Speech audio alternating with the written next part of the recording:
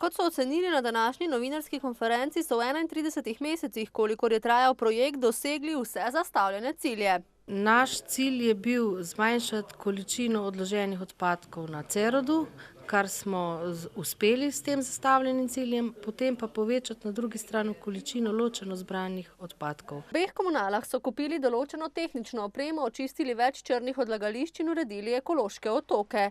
Njihov najpomembnejši cilj pa je bil ozavestiti ljudi in jih vzpodbuditi k pravilnemu ločevanju odpadkov, kar jim je z različnimi izobraževalnimi akcijami, letaki in knjižicami tudi uspelo.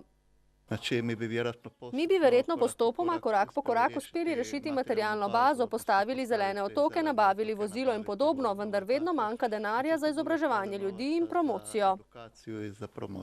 Ljudje so sicer vedno bolj ozaveščeni in se vedno bolj zavedajo pomena ločevanja odpadkov, a ne dovolj. Upamo, da bo šlo tukaj še boljše, ker v končni fazi vsak kilogram, ki ga oddamo na Cerod, je strošek, ki bremeni nas občane, ki plačujemo komunalne prispevke, in kolikor bomo več ločevali, bomo tudi stroške imeli nižje.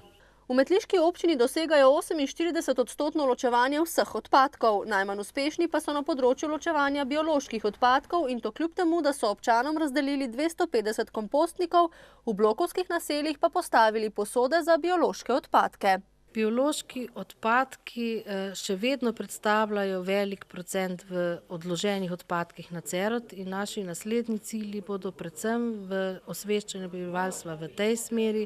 Skupaj z ozelsko komunalo so že pripravili projekt, s katerim se bodo vnovič potegovali za evropska sredstva, ki bi jim omogočila nadaljevanje dosedanjega projekta Odpadki niso smeti.